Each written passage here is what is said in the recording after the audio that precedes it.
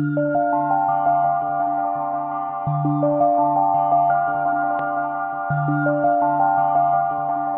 morning, good afternoon, and good evening, and welcome to the Therapy Matters podcast, your one-stop resource for expert insights and advice on everything therapy and rehab.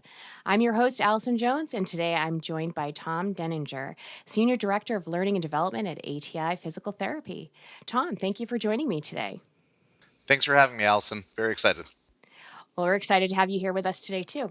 So, Tom, why don't you take a few minutes to give our audience some background on who you are, what your journey has looked like over the years, and what it means to lead the learning and development team at ATI? Yeah, absolutely. Have had a little bit of a circuitous journey. I'm a physical therapist, graduated about 2008, so been in the space for 15, 16 years. Came out of DPT school, did an orthopedic residency, had the opportunity to do my manual fellowship, and took a very typical, clinical, practice for a few years, continued to practice and became a CD, became a multi-site CD, went up the operational chain and ran a region for a little bit.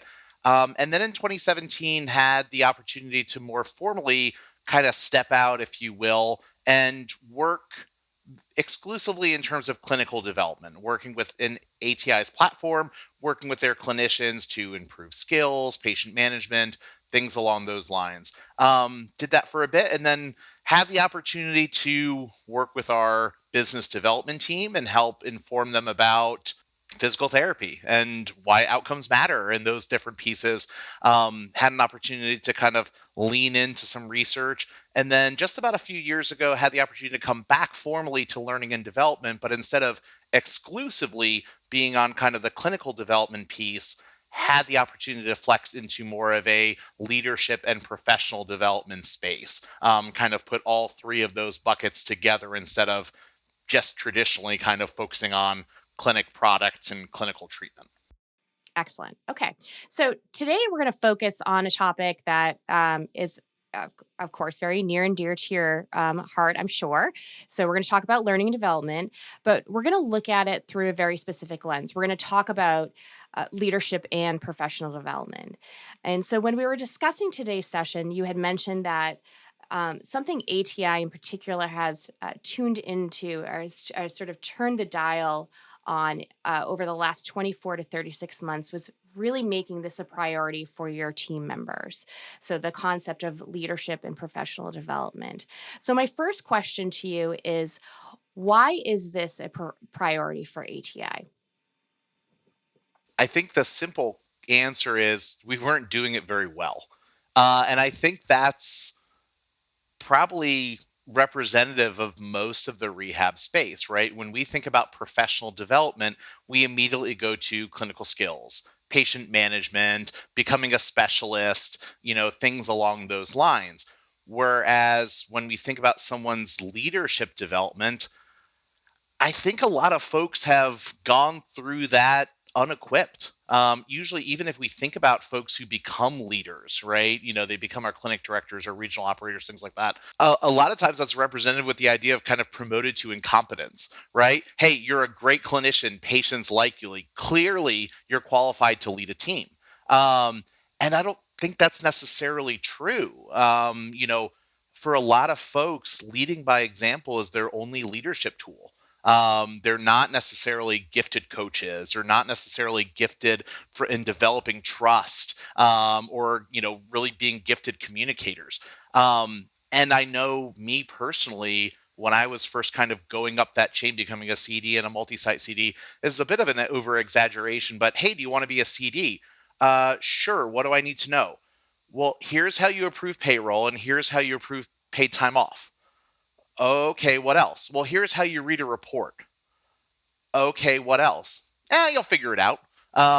And I think that probably is representative of a lot of folks, maybe still present day, but certainly in the past. I know in my DPT program, I wasn't taught how to lead a team. Some people have kind of some of those gifts organically, or they've developed them in other previous life experiences like sports or, clubs and things like that. But most people aren't innately leaders. Leaders are developed, they're not born. So I think it was a huge opportunity for us because we recognized what we were doing wasn't having the effect that we wanted. People weren't as effective at kind of communicating and leading and building trust and, you know, all the things that we expect from a leader. So you end up with just churn of the position. I wonder how many clinicians out there right now, when I talk to someone who's been practicing for 5, 10, 15 years and they're not in a leadership role, a lot of times you'll discover that they were at one time and they felt, hey, this isn't for me. I wasn't very good at it. And it's like, well, no, you never had the opportunity to learn and develop. You were not thrown to the wolves, but certainly didn't have the support and scaffolding that somebody would need when you're taking on an entirely different role. So I think that's the leadership piece. And then the professional piece, and I know we'll get more into this later, we had a lot of people who were looking to understand what other opportunities there were within the organization. And that's bi-directional. Clinicians looking for non-clinical roles, but you also had non-clinician roles or non-licensed roles saying, what else can I do here? I'm a PT tech. How would I go about learning how to be in recruiting? Or maybe being in a non-licensed clinical role, where I was more patient facing. So we really kind of said, hey, this is our huge opportunity. We think we do clinical development pretty well.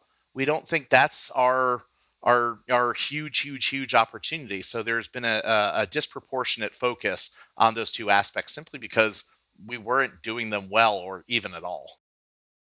And why is it important to develop leadership in an organization?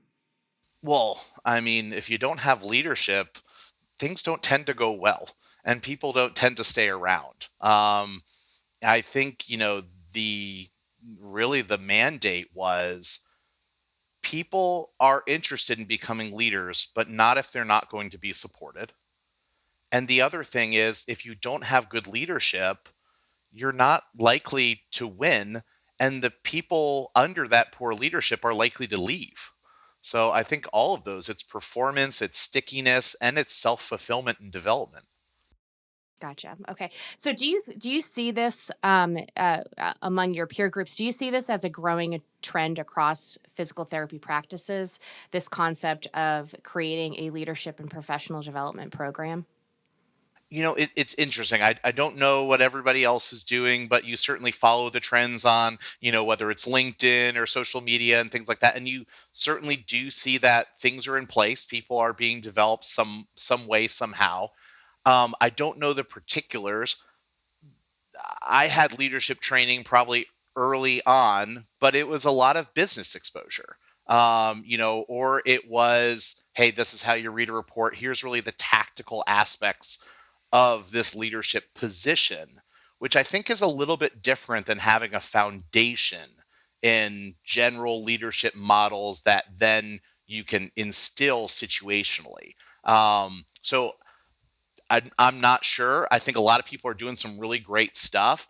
I know just from a lessons learned perspective for us, we've tried to take a step back and be less tactical and a little bit more general in the beginning because once you have that foundation, it's very easy to lean into tactical situations versus if you're trying to teach to tactics, um, that makes you good at one particular scenario, and it doesn't necessarily generalize. So if anything, our real lesson learned is start with the foundation and move to functional expressions and then tactical applications, as opposed to just going straight to the tactical job specific applications. Okay. Okay. So I think you've sort of touched on this next question, but I'm going to ask it anyways. So what do you think is the responsibility of the company in developing team members? Yeah, that's a great question. I think a company's responsibility is to create opportunities for folks who are interested. I think when development becomes the expectation of folks, that can sometimes go a little bit sideways, right? This whole idea of an up or out type of mentality that we see, not necessarily in healthcare, but certainly in other functions, of the job market. Um, I think it's good for a business to have those because I think it drives upskilling, it drives retention, it drives fulfillment. You end up with a better individual, right? The idea of build, not buy from a talent perspective. So I know it's great for business and a really big reason to do it. What is the responsibility? I think it's creating a mechanism for those opportunities without requiring individuals to do it. If everyone learns a little bit different, everyone has different timetables in their life, no one should feel compelled to take on an opportunity if it's not the right fit or not the right time for them. I think the responsibility is having those channels available for folks to take advantage of, not necessarily pushing people through them. Right. Not everybody is meant for leadership. Not everybody wants a leadership role, Absolutely. right? But we also need to challenge what is the idea of professional development for a physical therapist or an occupational therapist or a physical therapy assistant instead of this idea of, okay, well, you're a clinician. This is your background, right? You can become a better clinician, become a mentor, become a CI, those types of things. You could become a specialist or you could be an operator. I think we really wanted to challenge the idea. And you had such a wonderful conversation with Meredith Kasten a few weeks ago regarding this idea of, hey, becoming a non-clinical person, almost had this like, ugh, it's okay if you go into education, maybe research is okay, but if you're stepping away, from not even the care for patients or or physical therapy generally, if you're stepping out of a non-clinical role, that's looked down upon. And I just think that's ridiculous. There's other ways to serve. Absolutely. Okay, so you've been at this for a little while in terms of your program. So tell me, are there any side effects, whether positive or negative, to having this program established at ATI? Yeah, any changes are going to be multifactorial, and I'm always very reluctant to point or raise my hand and jump up and down and say, look over here, look over here. I would say directly focusing on leadership and professional development has helped with our staff attrition.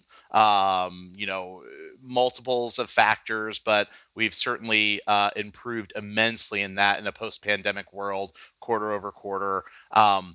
And I think that's driven, one, from having opportunities for people to develop, but also to the point before, being led by someone who is developed. So much of changing jobs is I don't have confidence in my direct leader. They don't communicate well. They, are just button mashing, whatever it ends up being. I think, people seeing there is a route for them to grow and being led by folks who are you know, better leaders, quite frankly, has helped immensely. I would say that's probably the biggest thing, but it also goes beyond that in terms of just having a leadership bench, right? So you're not, oh my gosh, so and so left. What are we going to do? Well, we're going to push someone into a role where maybe they're a reluctant leader, or maybe they are really going to have a tough time. They really need a lot of support, for that, as opposed to being in a position where, oh my gosh, we have, this many people who would be qualified for the role. We need to pick out of great options as opposed to always feeling like hair is on fire and you're plugging holes in the dam before it completely breaks. I want to go back to something that you said at the beginning of that staff retention. So staff retention is it's a big issue right now. It's a big challenge for a lot of therapy practices today. You mentioned that it's helped reduce your attrition. So could a leadership program? It's obviously example one. One point here, it's helped. It's helped in ATI's example. Do we think that a leadership program can help retain top talent across other therapy practices if implemented correctly? Yeah, I mean, once again, I think staff retention is a multifactorial piece, right? There's no doubt about it. But hopefully, I really do hope, that when people have better leaders, they're better engaged in their work, and engaged workers tend to stay. And when they see that there's opportunity for them and it's not opportunity where I'm holding my nose and gritting my teeth and I'm doing it just for a paycheck, or this is the logical next step in my career, even though I really have self doubt or imposter syndrome about my ability to move, from an individual contributor to a leadership position. I think when people have confidence that the development and support is there for them and it's not just a hope and a wish. Oh, yeah, sure. I'm going to be right by your side. Here is the one pager on running all the reports. Here's your keys to the clinic. Yeah, text me anytime, sort of thing. Um, I think they're much more willing to stay for those opportunities because I think it preempts this idea of the grass is always greener. Hey, maybe I would be willing to be a clinic director over there. It's an unknown known in terms of what support I would have. But if I stay here and I take that position, well, I already know what that's going to look like and it's not pretty. So I think when people can see the future, they're less likely to leave for the opportunity versus take and embrace the opportunity that's in front of them. And there was something that you mentioned. I think it was a conversation that you had had with your head of HR or your head of Yep. people, and it was a statement about this being the last job that you'll ever need. Did I Yeah, say that our chief correctly? people, our chief people officer is incredible. And the first meeting I ever had with her, I had been in role, for learning and development, and she came in, and the first thing she said, well, at this previous employer, we had a saying in HR that this should be a clinician's last new job. They might be with us for 5, 10, 15, or 20 years, and they might do 15 different things while they're here, but we believe that we're a company that grows with people, and people should not have to leave to express their passions and interest. And she was very direct and said, I don't know if we're there yet here, but that's what we want to build. That's what we want to create, so that if somebody has an interest that's not directly patient facing, it's learning more about IT. It's having a pathway to look at talent acquisition, or business development, or instead of working in the clinic, working on a job site. To have those opportunities because right or wrong, especially kind of, I think our generation, millennials, right? If we don't feel like we're moving up, we feel like there's something innately wrong, right? We're always looking for the next thing. And part of it is work we need to do to say, no, I'm well situated here. I don't need to always be looking for something new. Okay, I'm pretty good at this. Now on to the next thing. I think there's some self work we all need to do a little bit to be good, with where we're at. But if you have other interests and other expressions, why go and need to explore that somewhere else? That clinical background combined with some upskilling in that functional knowledge area makes someone who's more qualified than someone who doesn't have knowledge of what we do with patients or in our clinics or in our job sites. So we've really tried to foster this idea of for clinicians by clinicians, that it's not that we're losing people from the floor, it's that we're gaining team members that are super knowledgeable and super empathetic to the patient facing clinicians and workers. Hmm. Yeah, I love that. I love that idea, and I imagine that it's sort of a trickle down effect that it helps with a lot of sort of the challenges that therapy is facing today with patient engagement, staff retention, just those issues are naturally just addressed by keeping your team happy and engaged and productive. You just have that natural trickle down effect. Yeah, I mean, I really think people want to learn. Um, they're with high levels of burnout, with high level, all the things that you and Meredith did a wonderful job really exploring on what drives people to consider non clinical roles. a lot of the times people are saying, I need to look for something different. I don't know what that is, but having a mechanism in place where people can understand what is it that a project manager does? What is it that an application specialist in IT does? What does it mean to be a recruiter? What does it mean to be on payer relations? A lot of times people don't know what they don't know. So it's a matter of, well, hey, maybe let's have this conversation with someone who went from the clinic to the project management office. Let's have a conversation with this person.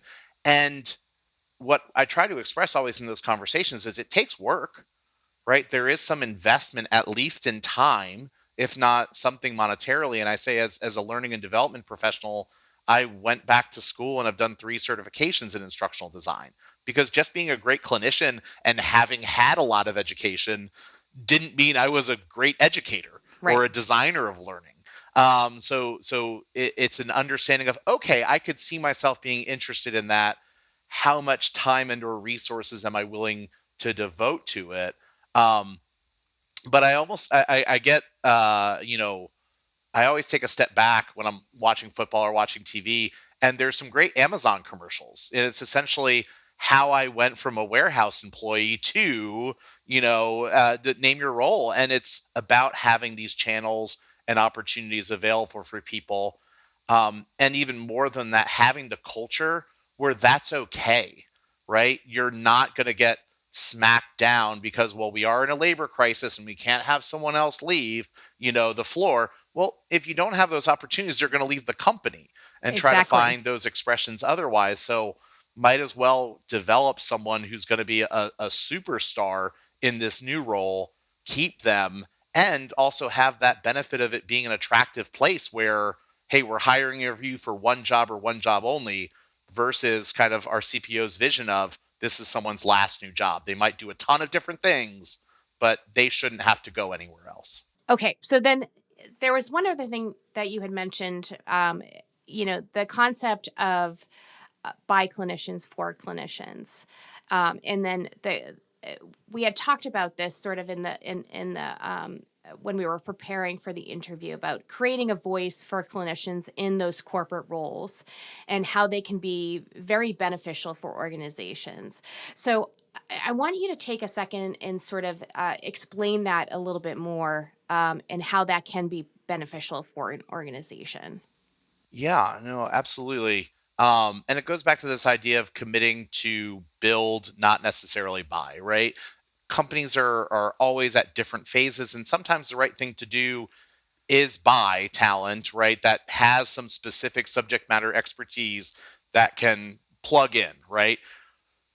But the most valuable folks in those roles are the ones that understand product intimately, right? And that product being clinical care, being, the operations of a clinic or a sideline or a work site. Because when you have that knowledge, I think you have a lot more credibility. If you have been with the company for a while, there certainly is some reliability associated with that, as opposed to the person who rides in on the horse and we're not really sure. And will that translate over from retail to healthcare, or, or pharmaceutical to PT, whatever kind of the example being. So if it's someone who's been in your shoes, and also someone who has the appropriate skills, you really benefit from it. And I think there's just a ton. And this isn't novel, right? When we look at any other kind of enterprise, right? When someone gets tagged as a high potential individual, what do? Well, they go through developmental rotations, right? They get exposure across the entity, across the organization. They learn from being in a variety of situations. And ultimately, when they kind of land, at their future home, they have all of this content expertise and subject matter expertise and all of this cache of experiences that really prepares them to be in that role. Versus when you think of people in singular roles or silos, you never actualize that idea of someone understanding the entire enterprise or all of the verticals and how they fit together. And I just think when you have folks that come in and they don't have knowledge that's really germane to physical therapy specifically or healthcare. Some of them do a great job. They really commit to getting out there and understanding and diving in, but some don't. And some kind of just assume it can be managed from a spreadsheet and X's and O's and things along those lines. They don't understand it because, I mean, our business is so personal. It's always about the patient, it's always about the relationship between the provider and the patient. It's just very different than a lot of other enterprises and industries. And the person who understands that and has lived that and walked in those shoes, I think will always prioritize the patient and the provider as opposed to, the bottom line or, we all have conflicting, pieces. Hey, well, we need to do better here. We need to do better here. Yes, but at what cost? At what sacrifice? And I think when someone has lived in those kind of frontline provider shoes, they probably think things a little bit differently. And that's nothing against people who haven't, because I think if you do it the right way, you can really lean in and learn and ingratiate yourself and become extremely knowledgeable about what that looks like. Um, but I just think we're not always better off, but we're often better off when it's kind of this idea of for clinicians by clinicians. Excellent. All right. So, what's the next step? Where do we go from here in terms of continuing leadership and professional development? Yeah, I mean, I think there's plenty of work still to do. We're kind of, maybe transitioning from phase one to phase two, where a lot of it was standing up these leadership pathways and programs. Well, how do we refine them? How do we make them better? How do we make sure that we're taking good feedback both from the folks who are in the programs and also the people that are in the orbit of the programs to make sure that we're getting better? Excellence is a bit of a moving target. Sometimes it feels like, oh, we got to make sure we have a much bigger bench. Oh, our bench is pretty big. It's always going to be a moving target. From a professional perspective, I think we're getting better every day at opening up those pieces. But we have much more work to do on that, in order to have kind of a formalized process for folks to shadow or do project work, get different levels of exposure. I think there's always a debate on how much assistance do you do in folks with upskilling. There's always this idea of, hey, skin in the game or an investment, but also what's the investment the company's willing to make in its people and itself. So we are in the midst of kind of transitioning our learning management system, simply because the one that we had before was 99% clinically focused, which was the right thing for us when we initially entered that relationship 10 years ago. However, when we thought about professional development content, whether it's people learning Lean Sigma Six, or individuals, understanding Scrum and IT methodology and project management methodology and general communication and leadership principles, it really was an opportunity for us to say, we have this clinical aspect. We think we can do that.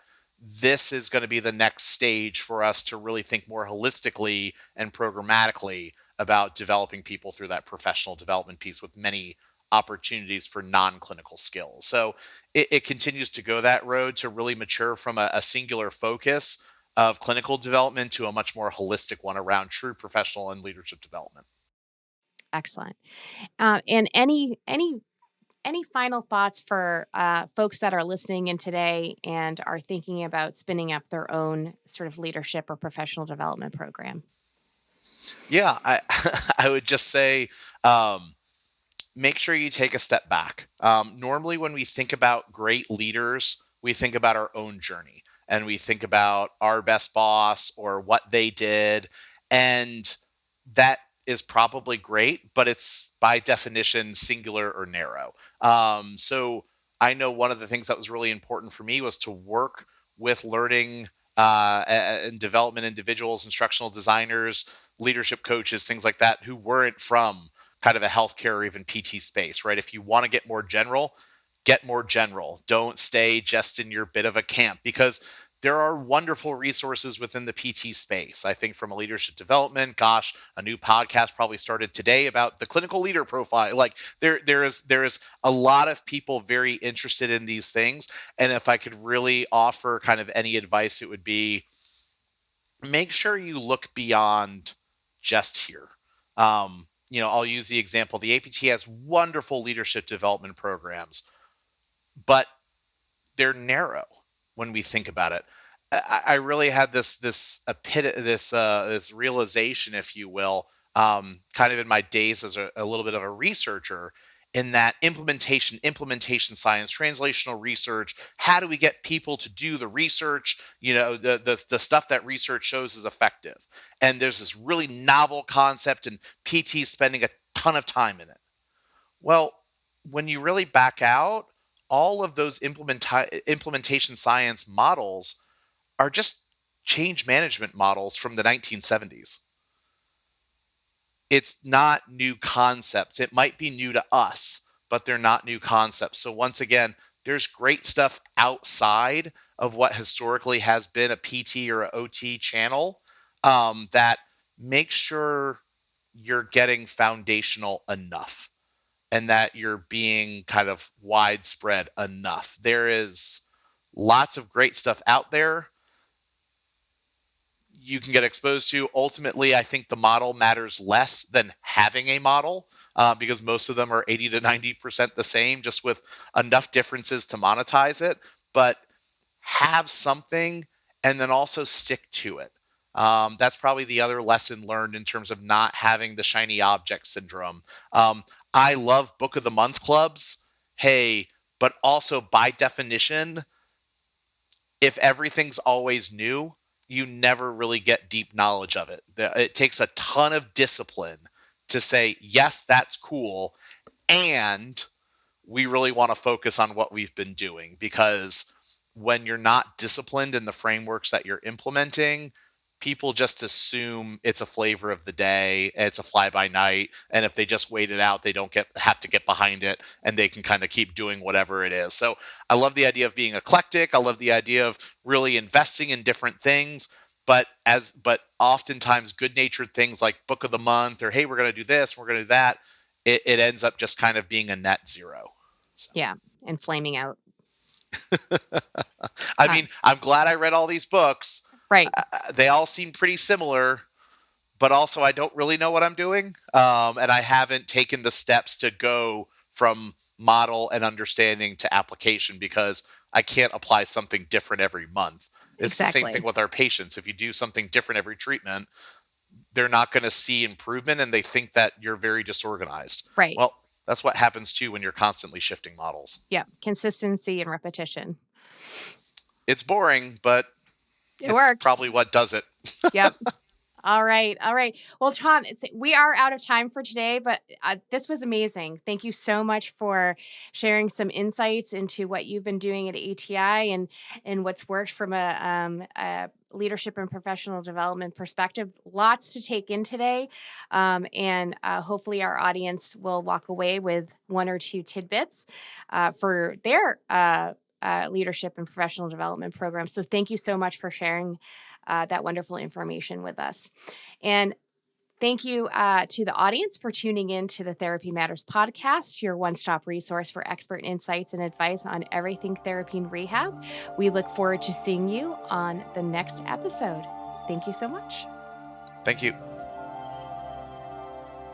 Thanks for listening to Therapy Matters. Do you like the podcast? Give us a 5-star rating, subscribe, and tell all your friends about the show.